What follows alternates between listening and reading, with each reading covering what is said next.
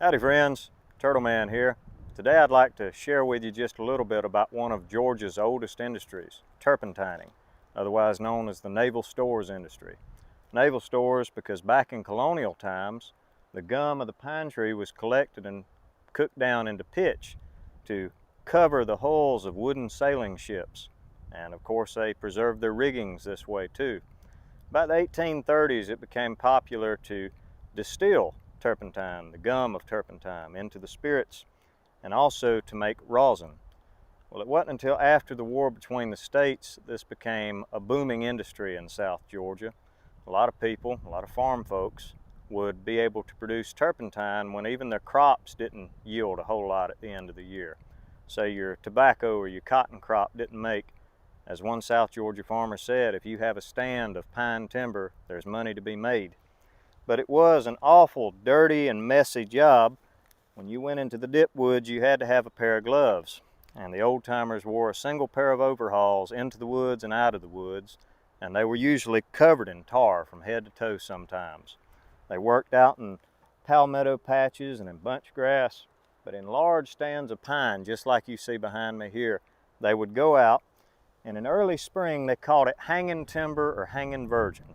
You had to prep the tree for what was to come over the spring and summer months. You take a tool just like I've got here in my hand called a hack, and you would streak into the tree what's called a cat face. Now if you go over most of South Georgia today and see an old pine tree has a weird indentation on the front of it, or streaks, those are remnants of cat faces from long ago. The reason they called them cat faces is when they started out streaking downward of the tree, it looked like the ears and the whiskers of a cat's face. But that was to channel that tar running down the tree into a collection cup. Now in the earliest days, 1870s, 80s, they had the chipping box method. We didn't use collection cups just yet. You had an axe called a boxing axe. And one person, if he was good enough, 36 licks into the bottom of this tree could notch out a cavity to collect that tar.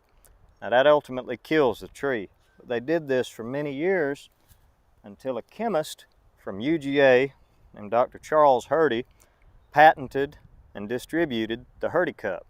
This was the first collection method to be able to get the tar that collected. And they used these from the early 1900s until about the 1930s. Many different cups were designed and used over this time period. Eventually, they went to steel and even aluminum and later on plastic cups. As a boy, my granddaddy, his job, one of the first ones on the farm, was going out and helping his neighbors dip tar out of these cups. Nasty job again. They can scrape all of these cups, put it into a dip bucket, a collection bucket, and it would take about 30 of these to make one barrel to carry to market. Of course, today's time, it's a lot of work to get paid only a little. They didn't get paid very well back then. Some barrels only sold for about $2, some up to $103, depending on what the market determined its worth at the time. But even with that hack, the further you wanted to go up the tree, you had to get a little taller. This instrument I've got here is called a puller. Now usually with the ball hack, which has a 6-pound weight on it, I'd go about breast high with it. But if I wanted to get a little higher, I could take this puller and still continue a cat face up the side of that tree, even up to about 10 feet. Some trees you see have about 3 or 4 faces all the way around them. But some instruments, like this, which is a very rare one, we call it a yo-yo, due to the up and down motion that the worker had with it. This would be attached to the pole. After the spring and summer gum season was over, they would come out and they would get the scrape off of the tree, that dried gum, and they would push the face with that. It would collect into this, put it in the scrape buckets. But turpentining continued on into the 1980s and 90s. Eventually they figured out a more effective method to get that gum from the tree, the tar, and that was to bore a hole in the bottom of the tree, attach a PVC fitting, screw in a 2-liter bottle, and that tar would collect in here. Of course, our more modern methods now is doing what is similar to what the maple farms up north use. Still attach that fitting, but put a plastic bag that fills on there. The last commercial turpentining operation in Georgia was around the early 2000s. There's still a few families that hold out today, a few companies that commercially produce it, but very few. Most of our turpentine and rosin goods are imported from Brazil nowadays.